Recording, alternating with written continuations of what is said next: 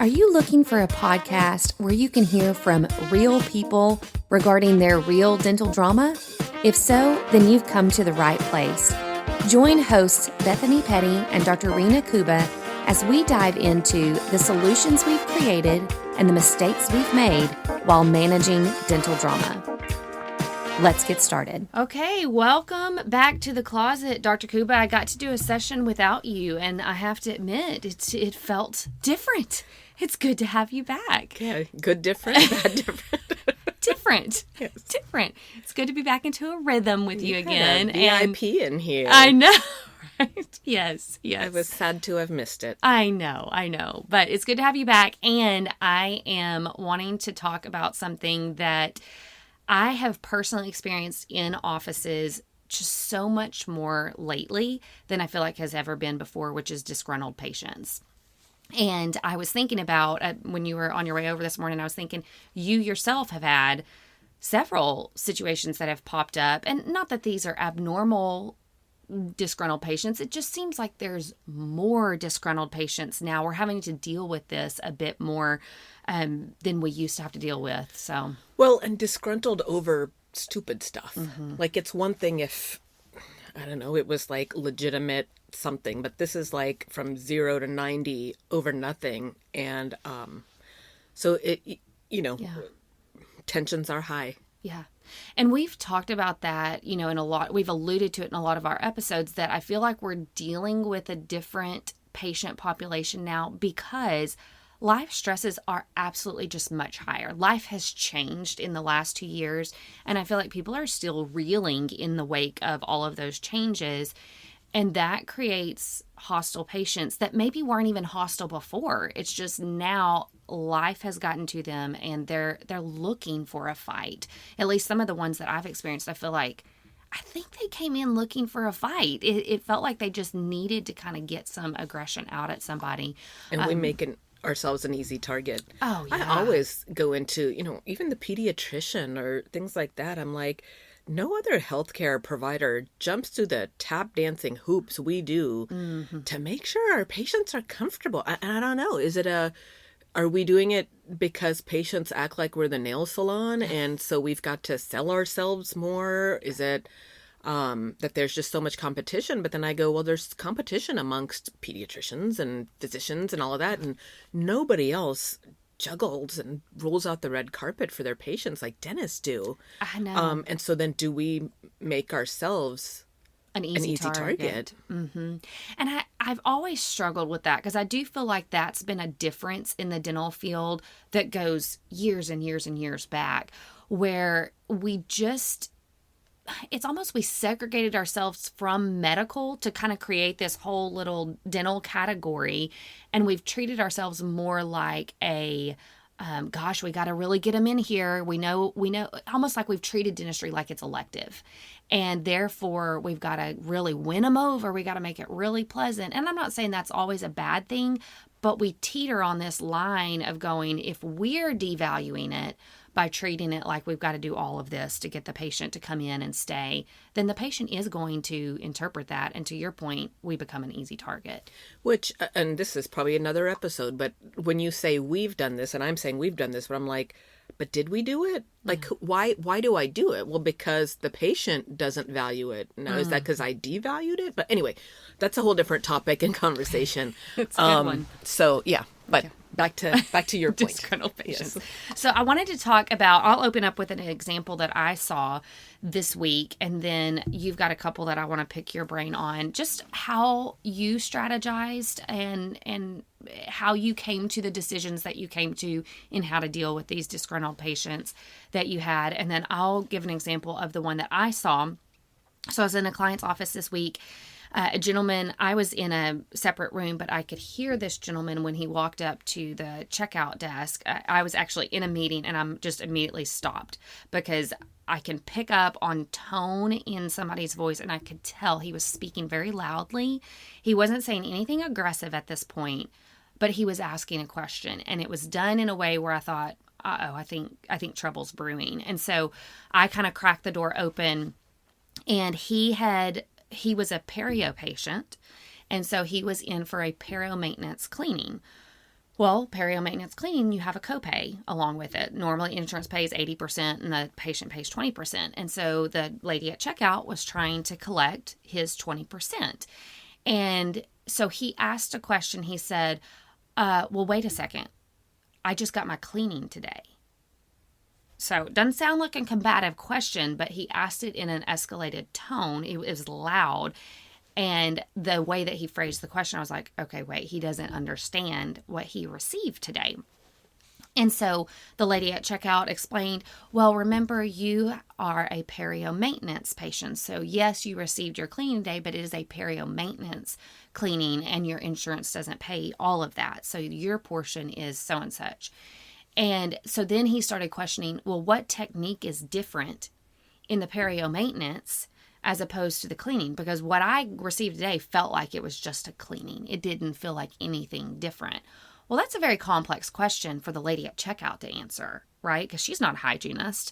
And so she attempted to explain, well, your hygienist is always monitoring your pockets where your bone loss is. She's making sure that you're not, actively losing bone. And so this cleaning is meant to make sure that you stay on track, which I felt like was a decent enough explanation, but he didn't buy it at all. And so he said, I received a cleaning today and I don't want to pay for whatever it is you're trying to get me to pay for. And she said, I'm so sorry that that's confusing to you, but we did do a perio maintenance cleaning today. And he said, well, let's ask her. And she said, excuse me? And he said, let's ask the hygienist. And she goes, oh, you want to talk to the hygienist? He said, yeah, I want to know what she did differently today that's different than a regular cleaning. So sure enough, the hygienist is called up. The hygienist was with another patient at this point. So hygienist comes out of the room and she says, hey, you had questions? This hygienist voice is naturally loud, very loud. I can hear her from down the hallway. So she came out and said, hi, so you have some questions about your cleaning day. And so he asked, what did you do differently today than a regular cleaning? She explained similarly that I'm closely monitoring your pockets. I'm cleaning below the gum line to make sure that there's no bacteria there. And he said, well, it felt like a regular cleaning to me. And she said, well, it's not a regular cleaning. It's a perio maintenance cleaning. At this point, he was done. He said, makes no sense to me. I'm done. Cancel my next appointment. And then he kind of storms out of the office. So it was one of those scenarios where it escalated so fast. And I think the initial question didn't come across as combative to the checkout lady. So she didn't respond any differently. She responded as if it was a normal question. I think he knew he was being combative. She didn't realize it until he asked a couple more questions. And then she was like, oh, wow, now we're in this. And then she's kind of on the defense trying to figure out, what to do. So that example that I saw was like, this wasn't his first perio maintenance. He had received several perio maintenances before this. This was not new information to him. It's just he picked today to really come in and choose to fight about it. And whether that felt like a rush cleaning or I don't know what exactly he was upset about, he just felt like it was regular cleaning and he was tired of paying. So that was more financial in nature. But a couple of things that I feel like the team could have done differently. Although, again, when I look back at this, it escalated so quickly. I don't know that they would have been able to turn this one as quickly as I would have liked for them to. But I would have removed him from that checkout area because his voice was very loud. It was going out in the waiting room. It was going down the hallway. And I think just putting a pause in the conversation would have allowed us to move him to, a consultation room or a private room where we could have a more toned down conversation. Also, it creates a break in the escalation. So when we change scenery, the patient will naturally de-escalate a little bit. If we continue the conversation, they get in a zone. It's almost like I'm escalating, I'm running up this mountain and I'm going to stay on that path. If we cause a break, an intentional break by moving him, then it gives him a chance to almost like wake up and get out of that zone. It almost happened when she called the hygienist to come. He said to the checkout lady, he said, I'm sorry, I just don't understand this. And I was like, oh, that was the golden opportunity because it was enough of a change of scenery that he said, I'm sorry, I just don't understand this. And that would have been a perfect spot to go, no, you know what? I totally get it. Let's get you to a room where Sarah can come and meet with you. And it would have worked out much better that way. But she left him in that zone, and then he continued to escalate it. So a couple of questions for you then that I think about here, because to me, it's like you've decided to pick a fight, or maybe this has been bothering you since then, but today's the day that you were like, came in going, I'm going to try to figure out what's different here. Maybe it's financial, where it's inflation and gas prices are going up and food prices. And he's like, why am I paying for this? And I'm going to start trying to figure out what is different here. So because you said he's had the period maintenance before. So to me, I start going, okay, but by asking him to move rooms, would he be like, oh, well, now you're going to try to pull the wool over my eyes because you won't answer the question because I'm trying to ask you and you can't give me a straightforward answer. It's funny because I know we're going to talk about this in a minute, but it sounds very similar to the patient in my office. And so, to me, just to troubleshoot or not having been there to go back on it, yes, it might have been, oh, that's a great question, but that's more for the clinical team. Let me get you over here because let me go see if she's with the patient. Yes. Let me have you. But I think I start wondering, would that also have been more fuel to the flames because he wants an answer and now he's going, this is a wool over my eyes show. You can't answer that for me. So I hear what you're saying. I just start going with this mindset patient. Would that have worked or not? And maybe to your point, it probably would have worked. And if it didn't work, it couldn't have been worse than him yelling in the waiting area. Right. So it's almost playing out your risks. Yeah. Which is the greater risk. Yes. And that's what I feel like I'm doing all the time now. I'm trying to pick what is the least of the worst options here. That's a good way to put it. Even in hiring staff and doing all of that. So what is the best of the worst? So I hope staff's not listening. Anywho, so I think there's some of that. I think also trying to figure out, like you said, like it's now hard to, because that's a very, like you said, she missed the opportunity of the tone and maybe the body language, perhaps. Again, I wasn't there, but I would only imagine what his facial expressions look like. And so I also wonder if there were any signs back in the hygiene room. Was he asking questions back there that we didn't fully answer? Did he come in? Because if those were truly questions that he had, how is this cleaning different? You would think that would have come up in the hygiene room. So I also wonder, did we miss some signs even before he got up to check out? So I think we're having to listen in a more careful way now. Yes. And or though, maybe he said nothing different and maybe he was just analyzing on his own. Okay, I'm going to try to see what they're going to do different. Because what he's saying is this was a normal cleaning. So he was looking for something from the lay side to go, are they, checking my, what is being done different here? Because I'm being charged different. Yeah. And so, when I stop and view it from that lens, I start going, okay, well, I don't blame him. We're all in the same boat trying to go, well, I don't want to be hoodwinked somewhere. And if I can save a penny, so it should be a very straightforward. Like in my mind, something like that, what he's thinking is there's probably some sort of like algorithm or tree that goes, if this, then this, if this, then this. And I think that's where it gets really frustrating because I feel like, especially in dental, but probably medical all around, people want that A plus B equals C. And it's like, it's not that. And so it casts this like we're being shady. And we're not being shady, but it's the human body and its science. So that's what I have to tell patients a lot too. It's like you are looking for a 1 + 1 = 2 answer, but your child is not an equation. Your child is a human being whose body may react this way to the pulp and crown or may react this way. Right. Not all children are going to react the same way. Yeah. So, but of course, then that too, the parent, that's a frustrating answer, and I can see that. Because they want just a straight, And I do feel like some of that can come from medical. Because medical tends to be more, hey, this is what we think you have. This is the medication we're going to recommend. And then let's follow up. So there is a little bit more clear cut, even though I would say medical is still, you're going to go, okay, well, that didn't work. Maybe it's this medicine that we need to try. But I think it feels, and maybe this is the way medical providers have communicated, it feels more cut and dry. This is what we're going to do. There's not a lot of problem solving and dialogue or options presented in the medical field, and I think that's just the way they were trained. Dental, and this kind of goes back to what you were talking about earlier, dental, we've always kind of worked with, here's our options, here's my recommendation, this is an alternative option, because we do have those, and we've focused more on collaboration with the patients than the medical offices Well, it's have. even in our state board rules in Texas. If you don't give alternatives, wham.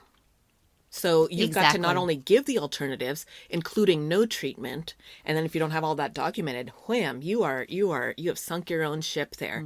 And it's funny how patients, like, I hear that all the time, that they're very forgiving in medical, where it's like, oh, medical, went through 5 different antibiotics over a 4-month period, and then it was like, had nothing to do with the bacterial infection altogether, and then it turned into a this, and patients are like, well, that's stinks. And it's just fine. Nobody's suing that medical doctor. Nobody's like casting the finger. Yet somehow in dental, because we're quote elective, I'm supposed to have the right answer to fix that tooth.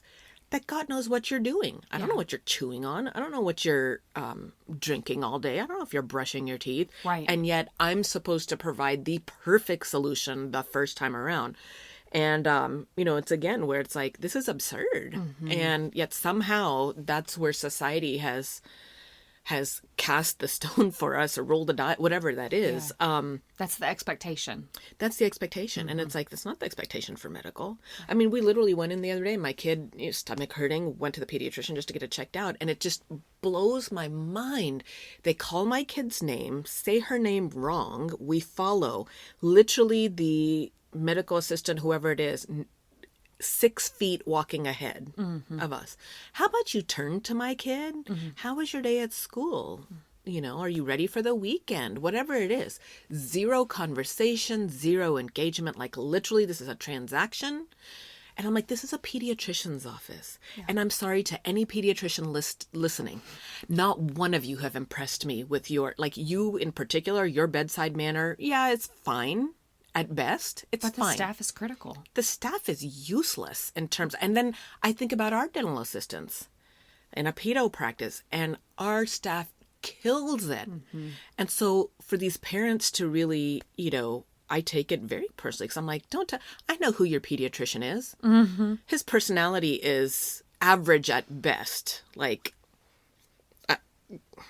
I'll leave it at that. And then their staff from front to back is useless. Yeah.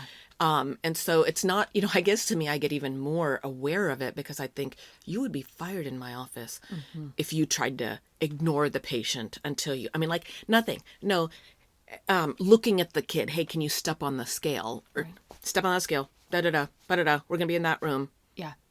And I'm like, and anyway. I'm going off on a tangent here, but it shows the difference that we're okay with that. Not that we like it, but we're not going to complain about that in our medical offices because that is status quo and we're okay with that. But the dental office is different. And whether it's fair or not, I think it's unfair.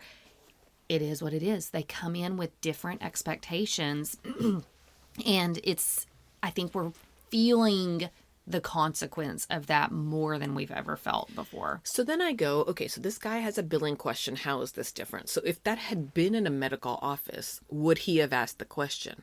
And if he had asked the question, would the lady at the front desk just pull out their billing sheet, their, 1001 codes and gone, oh, it's a this code? I just wonder.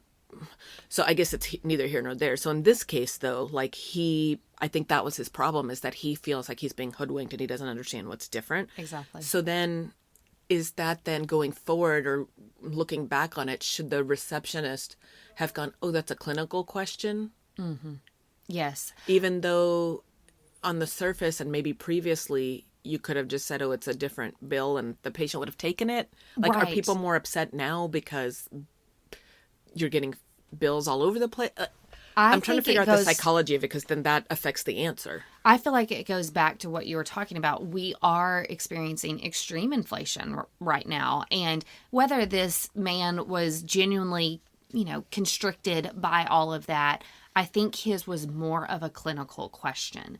And I do think the questions that he seemed to ask were more, what did she do differently? I don't understand why what felt like a normal cleaning to me is billed out as something different. That makes no sense. Now, to me, and what I shared with the checkout lady is, I said, I don't know that this would have helped, but here's food for thought on, if this gets asked again.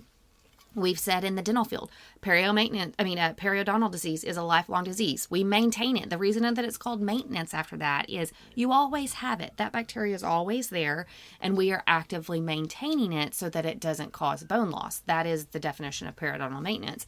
And so I said, what he is focusing on is technically what was different in the cleaning. If we're real honest, not much was different in the cleaning. The only difference is he has been categorized or diagnosed with periodontal disease.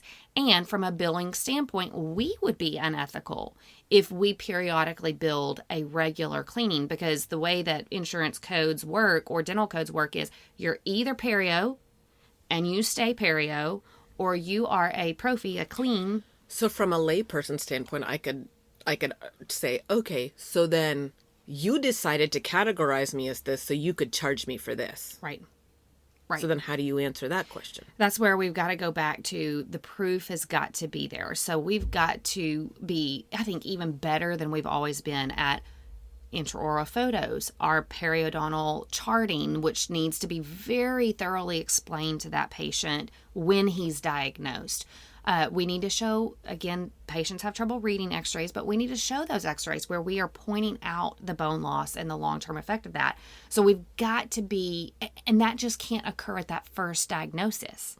So that's what I worry about with this gentleman is, are we continuing to keep that periodontal language alive in every perio maintenance that we go? If we're just treating it like a regular cleaning, then I can certainly understand why somebody would be upset, because they didn't realize that initial diagnosis was going to set them on this path really for life. Or maybe they did, and we have devalued it in our verbiage. Yes. Like we're just like, oh, you're just here for your cleaning today. And maybe that's where, the hygienist should say, oh, here's our periodontal maintenance, and just maybe throw in a few blurbs. If last time we cleaned you, we were here, your pocketing looked like this when I looked today, so good job with your flossing.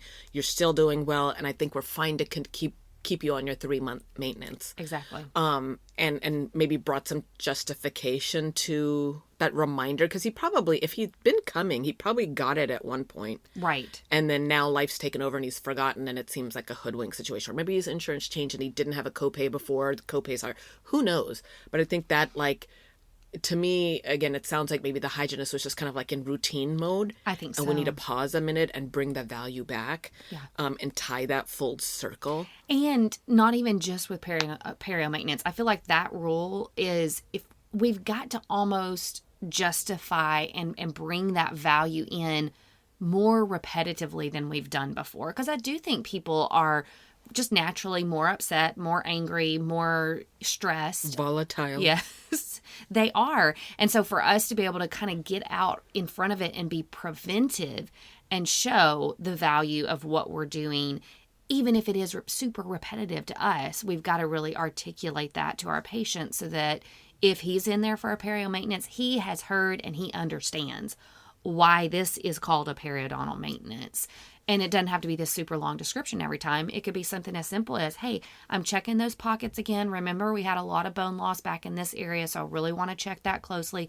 Wow, that's looking so much better. These perio maintenance visits are working. Let's definitely continue that. It could be something as simple as that, but it makes it stand out as something that is different to the patient. Okay, so now you're going to punch me across the way because I'm putting you on the spot. So all that sounds great and happy and fine. But front desk girl who we just trained to do that, and now she just quit because the office down the street is paying her $10 an hour more. So we've got another new front person in, and so I got to train her all over again, and she just graduated, so I don't know that she's going to get all of this. And the hygienist, same thing. She's getting paid now $80 an hour. And so now this hygienist that's getting, I got at the bargain rate of $65 an hour, doesn't know all the history of all of that. So how... Yeah. It's like it was hard enough anyway, and now the patients are crazy, and we're crazy because of all the crazy patients and the low reimbursements and the staffing issues and all of that. So what tips or suggestions do you have for like the new team? Or, again, to me, I worry now, even if it's not a new team member, but with the new team member being yelled at or being corrected by me or whatever it is. Like, so how do I manage that whole side of it? Yeah. So this is one of those areas that is super hard right now, because we could have a perfect system and it lasts as long as we've got that staff member in the seat. And there are so many staff changes right now that it's really hard to keep good systems. So one of the things, it's funny that you should ask that, because one of the things that I've really been working with a lot of clients on right now, probably more than I ever have before, is really good training protocols. Almost just very structured. When we get a new person in an assistant seat, week 1, this is what they need to learn. Week 2, this is what they need to learn. Who's responsible for teaching them that? And then how often are we following up? I've had a lot of offices creating their own YouTube channels. There's a way to make a YouTube channel private where you can have it just private content for your office and putting lots of little training videos, because verbiage is really hard to do in a manual. It's hard to really understand that. But to create something that is a living, breathing thing, so that but every time we're bringing somebody new in, we've at least got kind of the structure of this is what the training program is going to look like. And, oh, hey, here are some resources. Here's some videos that we created. You're supposed to watch this video week 1, this video week 2, et cetera, et cetera. So, that's brilliant. Yeah. It's brilliant, the videos. Yeah. So I think that is it's, to me, a good training program is always helpful, but it wasn't as helpful 2.5 years ago when we pretty much kept our team. We were maybe hiring somebody, once a year, or maybe it was, even less than that. Now, training new people is the new name of the game, and it's super stressful to the staff to create this custom plan every time. So I would recommend for something like this that we are building in a structured training. So with this perio maintenance patient that we were talking about, absolutely, we need to have a whole little video on, hey, here's what we say about perio maintenance. Here's our verbiage. Here's our language. But then also maybe we include, there's so many great resources already out there with videos that other people have created. Maybe there's a whole little section for our new hygienist on, hey, week 2 and 3, you're focused on perio maintenance. Here's language that we've created. Here's other video resources that we want you to watch. And then at the end of those 2 weeks, you're going to meet with our lead hygienist, and she's going to go over all that with you. Which is very tricky. Again, I think, it all sounds great on paper, and I think it's a great advice. However, the whole reason we've brought the person in is because we're shorthanded. And so then to have to be, it's putting a lot of burden back on the original team who's already drowning. And then now we've got new person. And so, literally in our office, I think we had talked. So if y'all listen back to the podcast about the reviews and compensation reviews, I think is what we called it. Yeah. That was a couple of weeks ago. And I had said in there, because I was listening to it about a week ago, and I think we said in there like, oh, it actually went very well.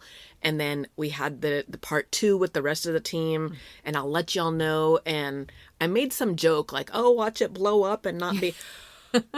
Oh my gosh. I have a crystal ball? Talk about the what hitting the fan. It was. And so that sent me into a tailspin the last week or so. I've been in a total funk after that.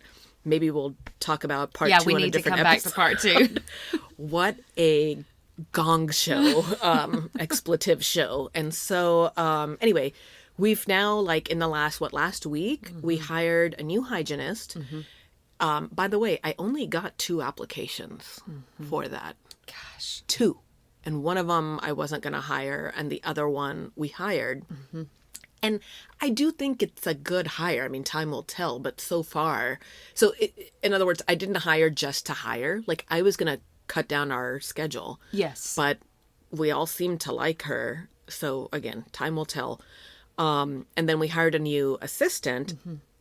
The plan was not that I have to hire, but we all liked her, and it seems like a good fit. And really the only thing with both of them that really makes me go grr is the asking price, because both of them I paid what I would not have paid before. But again, you guiding me and going, you have to pay them this. I'm like, God, fine. So anyway, we have those 2 new ones. Yes. And then we have the new kind of front desk one that's been there for about 4 weeks.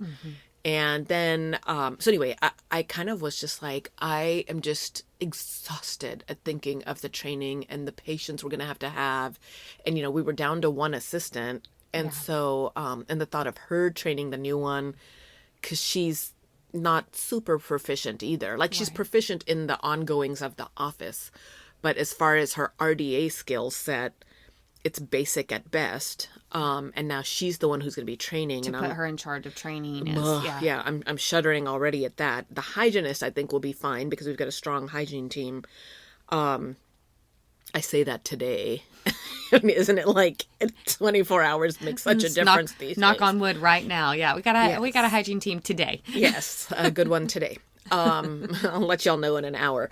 And so, but we do have the other front desk person that's been there a month. And, I mean, she's new, totally different personality. And apparently one of our other team members is kind of being a bully to her and expecting her to, this is this, she didn't do this, she didn't do that. I'm like, shut it. Yeah. She's different. We're going to have to be patient. We're going to have to. And so just even reminding myself that I'm sure I'm going to want to rip somebody's head off on a daily basis. Yeah. But I don't have a choice. I've got to be patient. I've got to extend grace. All the while knowing that one of these people is going to do something, miss a cue, say a thing that's going to set off a patient. Yes. And mind you, all of that's just talking about the new. Then you talk about the existing, that many of them weren't stellar to begin with. Right. I mean, it's the same problem in a dental office that we've had since the beginning of time, where you've got, 1 or 2 superstars on the team, but then everybody else is kind of a place filler, and they all have different ceilings, all much lower than I would prefer. But so we're already dealing with the average staff with then newbies that we have to train. And then escalated patients. And low reimbursements and paying ridiculous fees. So it's definitely overwhelming at times. But I'm just trying to remind myself, you gotta be patient. And that's going to mean a lot more on me, for me to have to step up and step in, which, I think for me now, there's been a lot of things pre-COVID that I was able to, because I had trained the team, my couple of superstars, to take this and take this on and take this on. And now I'm having to step back up and go, no, I can't pass this off. I have to be the one to do the training for the chairside assistant. I have to be the one that has to. So it's like, it's put a lot back on me. Yeah. Which is exhausting to think about. But then I think, well, what choice do you have? Exactly. You don't. It's what it takes to survive right now. Well, and you've even had to step back in. I mean, the 2 examples I was thinking about with your disgruntled patients, you tagged in on one of them. You're actually on both. Our star person that is just a verbiage queen. She is, what I would call a de-escalation queen. She's got just a fantastic way. Like, I turned to her for verbiage stuff, because I'm like, well, I'm just going to say this. And she's like, yeah, you can't say that. Like, it's either too direct or not polished enough, or I'm opening up a can of worms that she's like, no. Yeah. So like, even before I send out email communications or things like that, it always goes through my office manager, because she's much more smooth at seeing the big picture. And this was a day where she was getting nowhere. Yeah. With both of the examples that I want to bring up here, she was not able to in person de-escalate the one, which to me, I had been hearing about all of these disgruntled patients, from my clients. But then when you had told me about this scenario and that your office manager could not de-escalate it, I was like, what?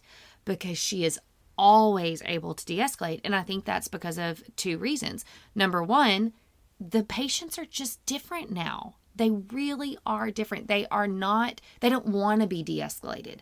They want to have an outlet and they want to take it out on somebody. And I think that's what was happening in this particular scenario. So I think that's one reason. And I think the other is just coming back to communication. So the way we kind of reflected on one gentleman, and you can kind of talk about this, but it was more financial in nature. He said it felt transactional. So the way we communicated, we've gone back and thought about, could we have communicated it differently so that it didn't feel like a transaction? So can you talk about this disgruntled dad? And it's very similar to what you said with the perio maintenance guy. So I'll just go from, I'm sitting in the office catching up on notes, whatever I'm doing, checking patients, and then my office manager, who usually is not in the building, she works remote, but she happened to be in the office that day. And she comes to me and she just looks frazzled. And I'm like, what is wrong with you?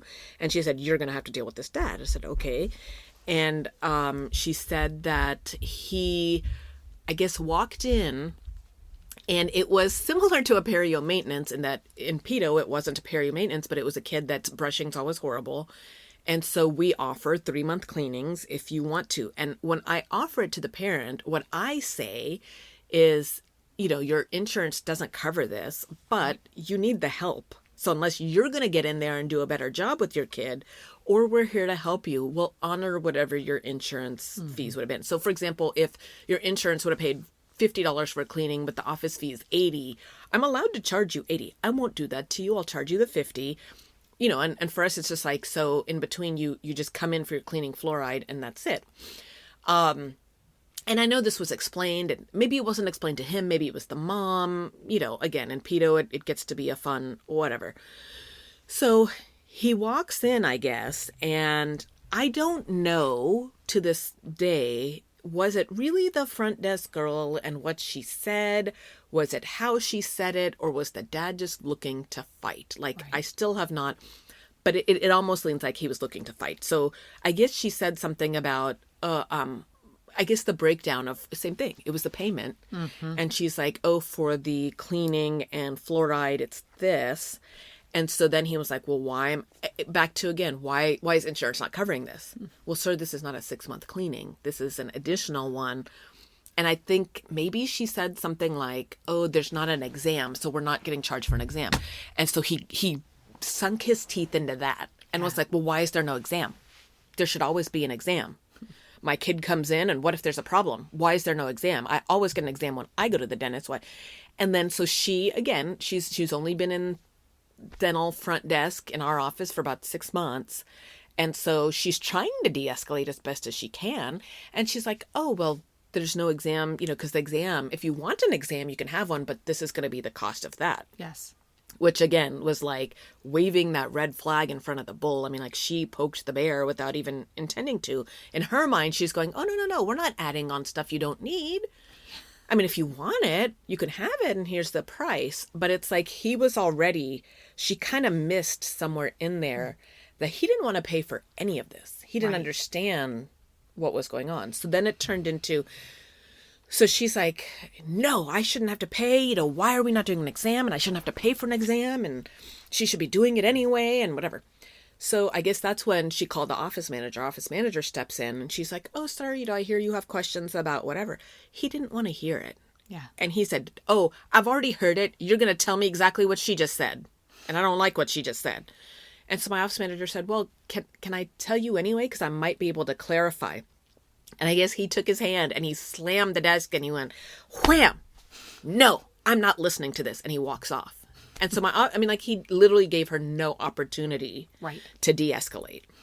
So she comes back to me, and she was just red in the face because that doesn't happen to her. Right? She's really so doesn't. Proficient. And she's like, I don't know what you want to do with this guy. Like, do you want to just do the exam for free or not? I'm like, well, no, why should I do an exam for free? Like, what? Again, so you can come in and have a tantrum. So that's what you're going to do from now on so that you get your stuff for free. So I'm just kind of going, yeah, I don't know what to do with this either. So I just said, well, why don't you go ahead and tell him that we're going to get started and that I'll be out there to talk to him about his concerns. And so I guess that made him happy, which, I mean, that could have easily gone the other way. He could have been like, I'm not doing anything until I have no idea. But for some reason that was like, okay. So like, so the hygienist is getting him started and he's loitering in the entryway. And so I'm kind of thinking, how should I broach him? Do I pull him into consult and talk about this? Like, what is the real source of his irritation? Right. Is it that you're having to pay for something? But certainly this is an extra cleaning, but maybe you don't know that. I don't know. Yeah. I don't know. Are you being just a bully to be a bully? So I almost, was just like, I've got to also maintain my staff because now you're yelling at my team. So maybe my team was dumb. Maybe they did do this to themselves, but I can't assume that or not defend them. Right. Because this is the climate where they're going to leave if I don't defend them. So Absolutely. Anyway, I can't even remember. I came in, I didn't mention anything. I came in, sat down, did the exam. So again, I'm the loser. Once again, I'm doing this free effing exam, right? Like sit down and count this kid's teeth. And so as I'm looking at her teeth, I'm like, ba, ba, ba, ba, ba, ba, whatever. And he's being perfectly cordial. So I, again, I'm trying to figure out where's your button, man? Because I'm still looking for it. And so as I was getting up, I was like, by the way, I heard you had some questions about the exam and all of that. So just so you know, legally in Texas, we're not obligated to do an exam at every visit. Now, I personally believe kids change so much. And from one visit to the next, they're growing.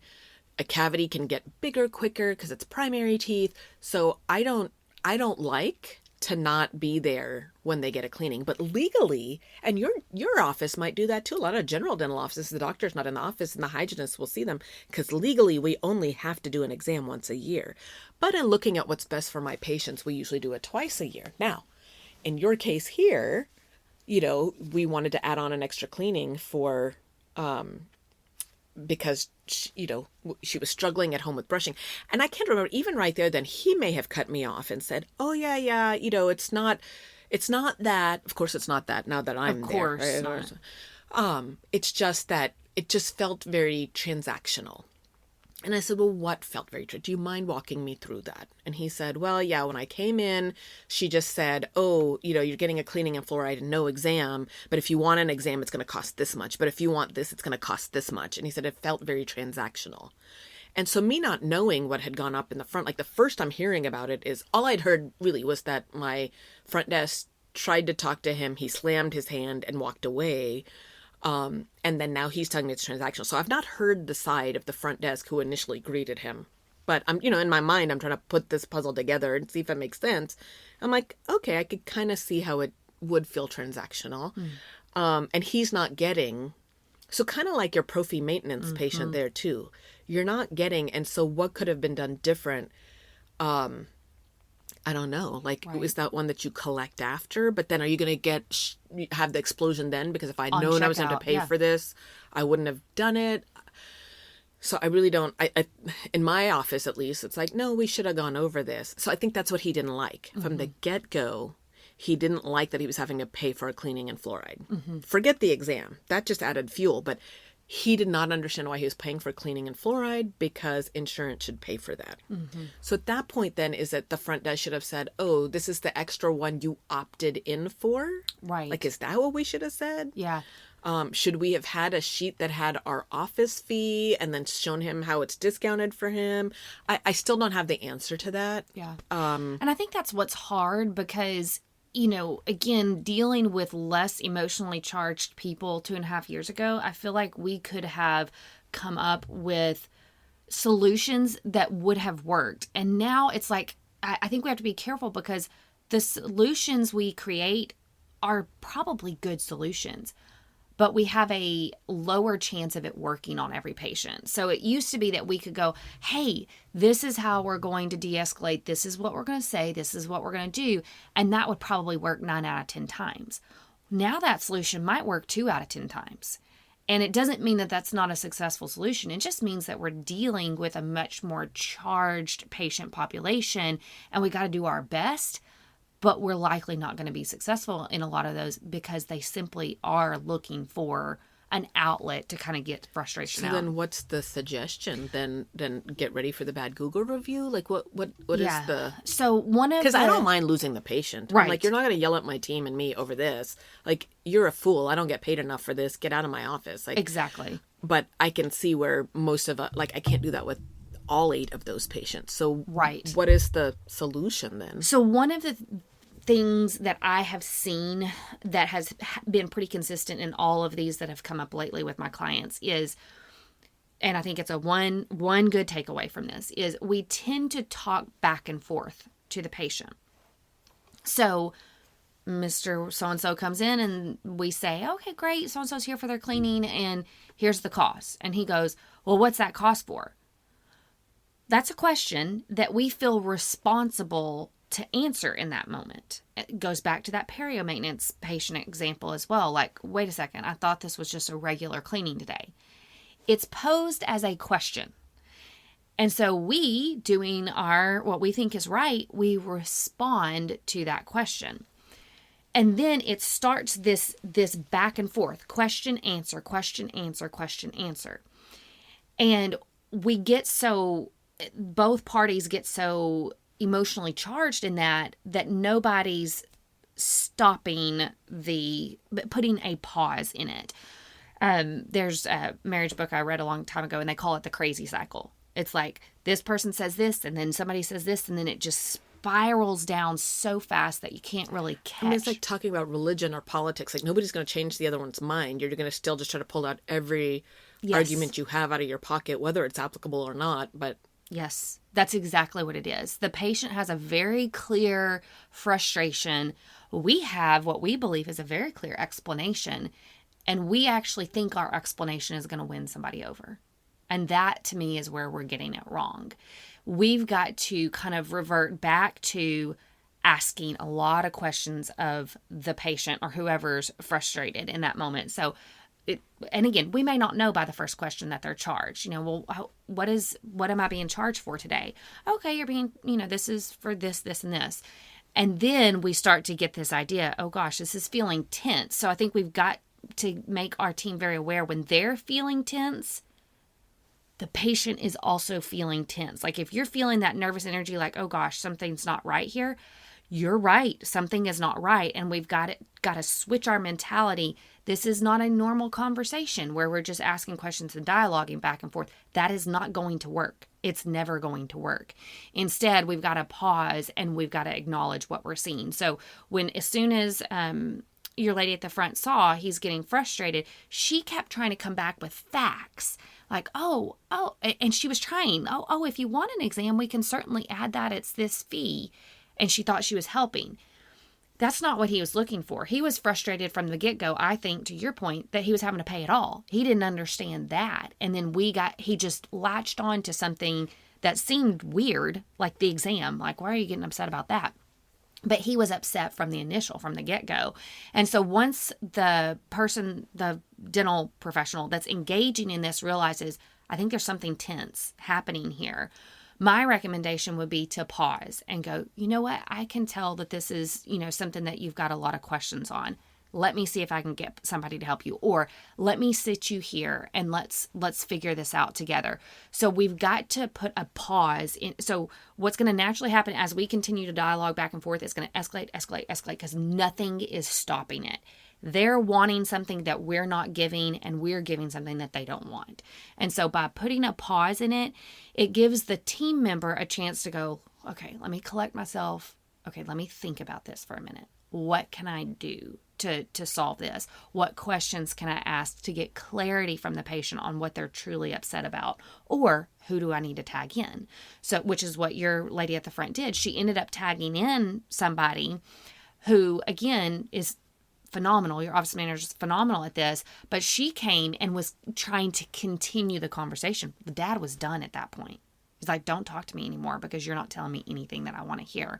So I think if there's one rule that we could take away, it's just stop that crazy spiral down, put a pause in it, move the patient to a different space, say, hey, let me get somebody that can help you, tag in a different person. And then when that different person is tagged in, or when we've moved them to a different spot, we need to express, I really want to hear what you're saying. I can tell that something is not making sense to you, and I really want to understand it. Tell me what you're thinking. And what we do is big, broad, open question. Tell me what your frustration is. Then as they talk, we do not say a thing. We let it all. So this is it goes back to customer service training. A lot of call centers train on this. The whole point is let the customer just explode. Let them vomit everything that they're frustrated about, and we say nothing. And what eventually happens is that balloon deflates. They're all puffed up and angry. And by letting all that air come out, that hot air come out, we have deflated the balloon. And then we can actually focus on the reason or the logic. But what we're trying to do when we talk to the patient, when they're blown up like this, we are literally poking that balloon and just waiting for it to explode in a very violent way. Whereas if we let them kind of blow it all out slowly, then that air comes out, but in a much more controlled way, and then we're able to actually talk logic. So every situation that I've heard lately, I feel like that's such an applicable role, is just pause, just think, stop the crazy cycle. Like, this dialogue is going nowhere. I've got to stop it, pause it, and figure out how I can redirect it. And I don't know if you would say this is a good idea or a bad idea, but my thought is, like, when you're saying, when you ask the question back and say, I don't think you're getting what I'm saying, or whatever, like, I go the opposite and I go, I am clearly not understanding. I don't feel like I'm quite getting the point here. So give me just a minute. I want to sit down and just talk about it. Yes. Like, I always take the blame. You shared a story with me about a Costco thing you saw, and the woman who, I think that's what she should have said, was, I'm so sorry. I didn't hear what you said. And it kind of sucks to have to be the dog who's getting kicked when I'm not confused at all. I know exactly what's going on. But for the other person, like, to me, it almost looks like if we say, well, you're not getting what I'm saying, then you're not getting what I'm saying. So that's where I'm like, I'm so sorry. Clearly, I'm missing something here. Yeah. I just need a minute to think, because I know you're trying to ask me something, but I don't feel like I'm answering your question. Yeah. Which is not wrong. And does that make you in an inferior position?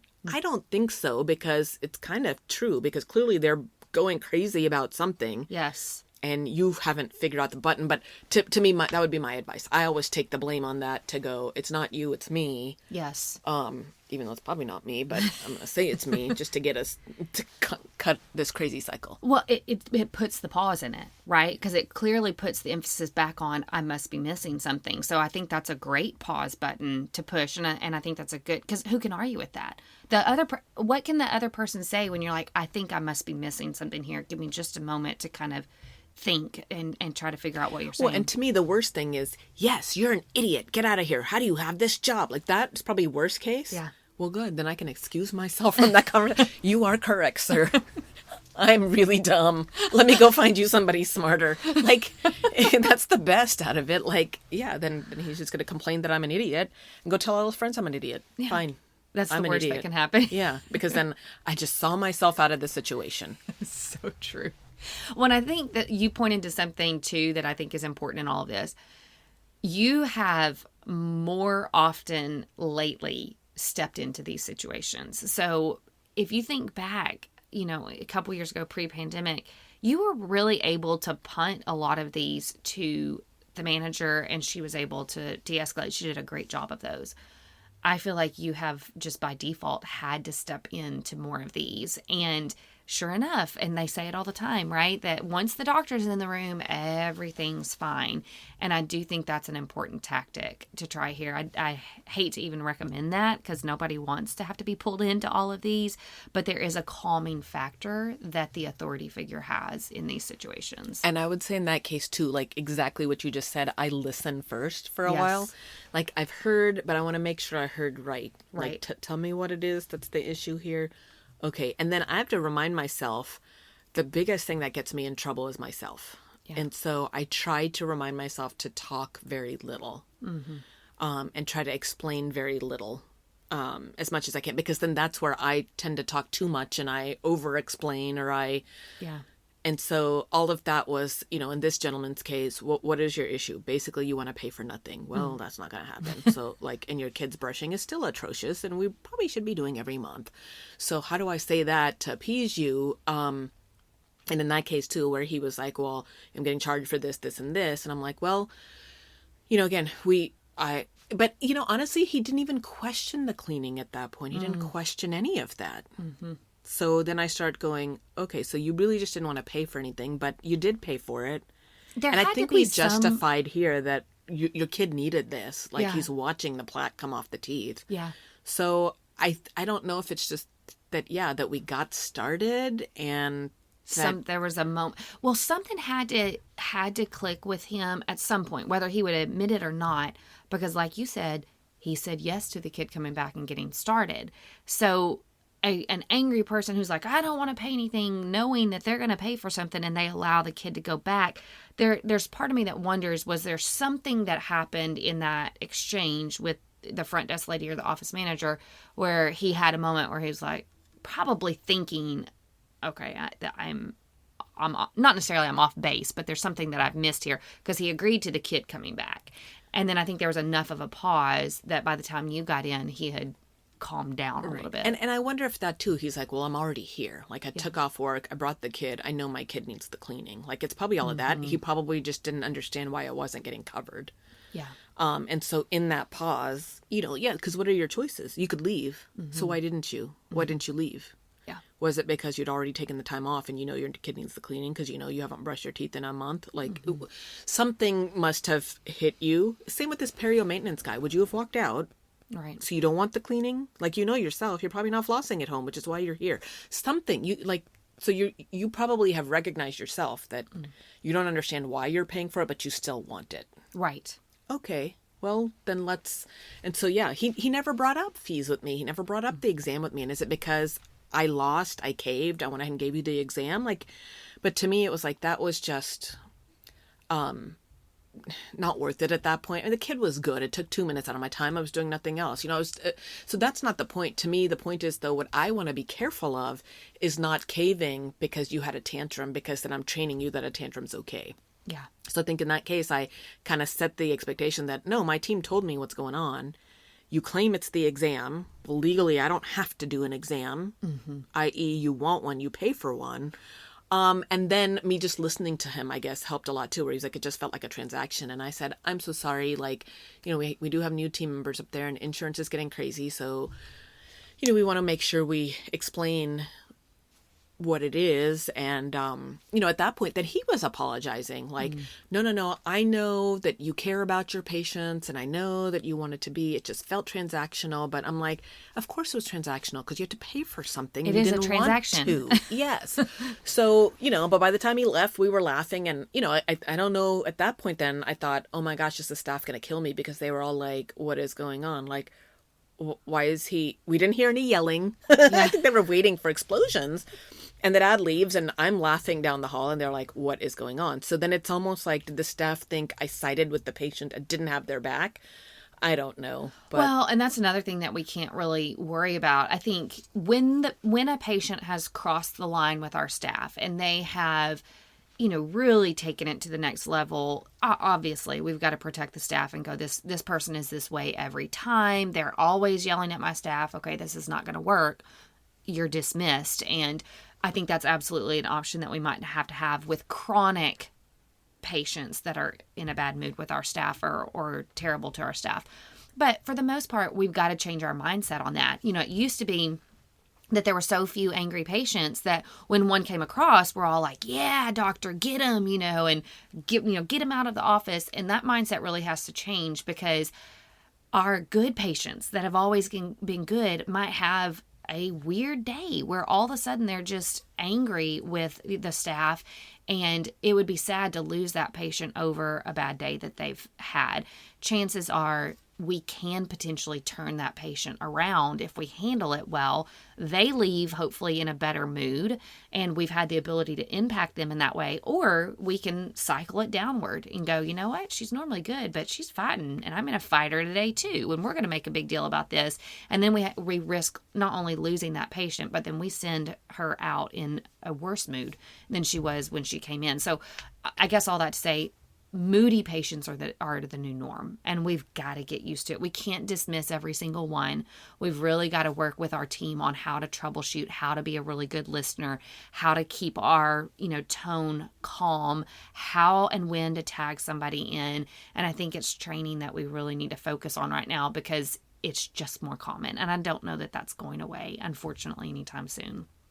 I think also trying to figure out how to, I think where a lot of staff has always gotten away with this, and it's more in my mind because of some of the training we're doing. Like one of our newer team members who's been very proficient for 10 years, apparently in other offices. And then when we're listening to her explain something to a parent, I'm like, that is the most useless answer I've ever heard. But it's worked in your other offices. It doesn't work on our patients. Yeah. So without getting too technical, or we're really having to listen and try to figure out, what are you really asking? So in this guy's case, or in perio maintenance guy, he's really asking, what is different about this? Yeah. And so to say, oh, well, we code it this way because you're perio. I'm like, but that seems shady. That's where, again, to me, as a layperson, it's what is the real what's thing really behind this? Yeah. Yes. What's really different about this appointment? If clearly you forgot you have a diagnosis of periodontal. So when we look at that from a medical standpoint and a dental diagnosis standpoint, this is where you fall. Forget insurance, forget coding. This is what's happening at that appointment. And I apologize if, that we kind of just do it without you seeing what's going on in the background. But what I was doing while you weren't, I didn't say it out loud, but I was comparing your previous probing depths to today. I was looking at your previous x-ray. So I'll make a point to point that out to you next time. Right. The other thing that my associate pointed out the other day, where, the new patient was there and we had x-rays that they had sent over as a second opinion, and I'm looking at the x-rays, and then I was like, hey, what do you think about this? Do you see this too? This is what I'm planning. What do you think? And we went back and forth over that. And he's like, the patient doesn't see any of that. Exactly. Which is why when we go present it, they're just like, oh, well, why can't we do this? And it's like, you have no idea the thought we've already put into it. Yep. That, yeah, we've kind of shot ourselves in the foot by not making a big deal about all the thought that we've put into it. Mm-hmm. We've tied it up in a bow and put it on a platter. You have no idea the kitchen work that went beyond and all the chopping and cutting and prep. Mm-hmm. We just handed it to you on a nice plate. And so now you're like, oh, well, I want a little more, salt on this. And I want a little more, well, why did you have to use this? And so that, and it's like, you missed all because we were trying so hard to make it so smooth. Yes. So we kind of shot ourselves in the foot. Maybe we should, I don't know. Allow them some insight into. So some of that for me is, I don't want to talk to these parents because I get stuck. Mm. And so, and I do that to myself a lot too. I'm verbal vomiting and explaining and I'm like, why should I have to do that? You have brought me the kid that has these holes in it. I didn't put the holes there. You brought that, and I'm trying to tell you the answers. Why do I feel bad about the answers? Right. I shouldn't feel bad. You did this. This is the solution. So I think, but I don't like having those conversations. So what I do, which is not what my associate does and may not be the right thing to do, but before I have to go and look at the kid, my treatment coordinator pulls the parent out. Well, now the parent's going, where am I going? Did you even look at my kid? All that. So now we've learned to preface it with the verbiage of Dr. Kuba's looking at the x-rays. She's comparing them to the x-rays you already have. I want to get started with you because there's a lot of questions I need to ask you. So I'm not sure how long your kid will be able to sit in the chair. Let's get that part going. Dr. Kuba is going to come in and do her exam, because a lot of them are like, oh, when are you going to look at my kid? I'm like, I did that already. Right. Well, fair enough. How would they know that I've done that? Yeah. Because they were not present in the room. So that meant we needed to go ahead and say that before. Dr. Kuba is going to come in and do her exam while we are over here. And then she's going to tell you the results of her exam. Yes. But I want to get you started. Why? Because it's convenient to us? I mean, yes, but that's not what we're going to tell you. We're telling you this because your kid may not be able to sit in the chair that long for this long, lengthy appointment. We want to make sure that your kid has a good appointment today. We had one, this is one that could have been a blow up, and I had to step in. And this is one where my hygienist who does the majority of the explaining, and I'm listening to her and I'm like, you did not help the situation at all. You gave one of those dummy answers that, like, you're saying, not that she's a dummy, but y'all know what I'm saying. But that it was one of those, oh, well, this is what the code, kind of like this perio maintenance. And it's like, you're not really listening to what the patient's asking. Right. And we're not thinking about it from the lay terms, the lay person side. So it was a family of 2, and they were new patients. And the older one was like 8 and the younger one was 4.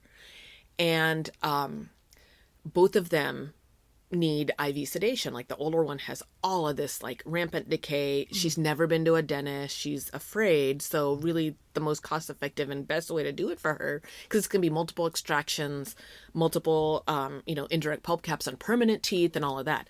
And then the 4-year-old, same thing, just rampant decay everywhere. So it's like, let's get them both in for IV sedation, whatever. Well, this family's never been to the dentist. And so now, like, we're throwing a lot at them. Yes. Well, the hygienist goes ahead and starts cleaning the older one. The younger one, typically when we have a younger one like that, and they need full mouth, we defer the cleaning and we say we're going to just do it with IV. So that's all like stuff that makes sense to us, but to a family that's never been, they have no idea. Yeah. So now if we had kept it consistent, or we had cleaned neither of them, that would have been fine. But that's not what we did. You cleaned the one. We cleaned the one and we're not cleaning the other. So now the family's stuck on that. They can't get over why we're not cleaning the other one. Well, so somebody, I asked, because again, I came to the party after. You guys have already taken x-rays, you've already taken photos, you've already talked to the parents are now in consult. I'm coming in now to do my exam. And I said something like, oh, so are we not cleaning this one? Well, the person sitting with me is like, oh, I don't know. Do you want to? I don't know. I don't know what you've already said to the family and what you haven't. Right. So then she said, the assistant with me, the hygienist is with sibling next door, hey, are you cleaning that patient, or why are you cleaning something? And she's like, I don't know. Somebody told me to clean this patient. Oh, no. So it's like, okay, so we've botched this one. Yeah. We were not smooth about it. And now the parents, and in my mind, I'm like, the parents are not going to be okay with, why did we clean one and not the other? So then I'm going, should I go ahead and clean the little one? Well, no, she's a turd. It's all I can do to get her to keep her mouth open. Right. Like, we're going to struggle through this cleaning and not get a very good cleaning while we're at it. Yeah. So by now, the dad has popped in, and I'm with the older one, and I could tell he was asking something about, so I turned to the hygienist and said, well, why don't you go ahead and talk to Dad about, well, then she gives that answer of, oh, well, when we do the IV, she'll do better with that. So then we'll just do the cleaning then. And I'm like, you don't even realize what you said doesn't make sense to the layperson. Right. Because we've proposed IV for the older one too. Yeah. So your answer doesn't make any sense. Yeah, it's incongruent. It's still 2 different scenarios. Right. So I can tell the dad is not going to be happy. But by then I've moved back on to the little one, or the mom in the hallway, because now I've talked to the dad a little bit about the kids, but the mom was still in the hallway. So I find her in the hallway, and I said, hey, so apparently, the question came up that why did we clean one and not the other? And I'm in my mind, I'm defeated at this point, because if we just handled it right from the beginning, I wouldn't have had this 10-minute long conversation with this woman. But we didn't handle it right. Even my pro didn't handle it right. She went very much into dental jargon that ultimately didn't make sense. And it's kind of like that perio guy. Yes. Like you're dancing around the perio codes and the this and the that. But again, to the patient, that doesn't matter. And it does seem like we're pulling a fast one. Right. And so what I said to the mom then at that point, I said, do you see how she was really wiggling towards the end? So I could have pushed her for a cleaning. In fact, in the future, we are going to have to push her for a cleaning. Yeah. But in my mind, I just thought, you know what? Why charge you for a cleaning today? I could have taken your money for the cleaning today, but I thought, you know what? She's done very well for her age. We have to be asleep anyway. Yeah. So why not then? I said, no, if you want me to go back and, hey, open and push and make her choke and gag and do all of that, I mean, we could do that, but I know that's not what you want for your kid. Yeah. And she went, yeah, that's not what I want for my kid. She's like, I've been prepping them for all week about how this appointment's going to go. I was like, well, good. You did a very nice job. And I don't want to be the one to ruin that. Yeah. Now, in the future, again, I'm just telling you, in the future, we're going to have to get through the cleaning because she's not going to be asleep in the future. But right now, she's got a lot of dental needs. So, like, that was the answer answer. There was not a fast one. That was just the logical, that was the truth behind the answer. Right. So tell them the truth. Yeah. In this perio maintenance. Don't hide behind insurance codes No. because it looks like we're putting a fast one. Even though we're not hiding behind it, it's legitimate. Right. But for somebody, if you really understood the question was, how is this any different from a regular cleaning? I want that instead of this. You're charging me this so you can get my money. That's what they're thinking. That's what they're asking. And so we need to, it's not about the codes. It's about the cleaning is, yes, you're right. The steps are the same, but this is how it's different. What is different? And if you don't know why it's different, well, that's a problem. That means we didn't do our job Yes. of communicating the value. And this is a perfect example that connects back to that, where you realize they were seeing the lack of cleaning as a lack of value. Like, why did they not do that for my kid? She should have gotten the cleaning. You came back and put value to it, right? So this is why we did what we did, because we wanted that to be a very pleasant appointment for your 4-year-old. She's going to be asleep anyway. Let's make it easy on her. I know that's probably what you want. That's valuable. We skipped the cleaning today out of value, not out of this discrepancy between the 8 and the 4-year-old. And again, that's what your team member missed, is that she was just going straight to the technical and not really inserting the value into that. Once you communicated it from a value standpoint, mom's like, yeah, that's exactly what I want. And then I was like, look at your 8-year-old. She's doing great. Yeah. She's doing amazing for her first visit. So we were able to get the cleaning done and it's fine. Your younger one would have struggled. And to me, to put her through that when I don't have to, I have an alternative here. And so I opted for the alternative. Certainly you want me to clean her. I still can right now, but we're going to struggle. Are you good with holding her head and me holding her legs? Like, we could do it. Yeah. And the mom was like, yeah, no. Yeah. And I was like, and that's again. And so then it gave me the opportunity to open the door for me to talk about why IV sedation. And I said, we could, there's so many different ways we could do this, but this is why I like this way. It's the kindest way. It addresses XYZ. So certainly you want to explore other options. We can, but those are not the best. Yeah. In this case, this is what's the best for your kid, and this is why. Yeah. So I think, bringing the value back. I spoke to her value, which again, they thought they wanted the cleaning. Do you? What's it worth to you? Exactly. You know what I mean? Like, so they were just hell bent on, and we didn't do ourselves any favor because we didn't stay consistent. That's when you were sharing the story. I'm like, they could have exploded. So this could have been, again, just a tipping point for somebody that's unstable right now. That could have been all it took to kind of blow them up. And we could have prevented that with better execution, better explanation from the staff before you came in and had to kind of cover it up. So I think that's another good takeaway, from this is, what are we doing to prevent a patient from getting upset? Going back to the perio guy, did we infuse that value into the appointment? Did we make sure that he was still realizing the value of what he was receiving? With this patient, did they realize the value of y'all hold off on that cleaning because it's going to go so much better for her?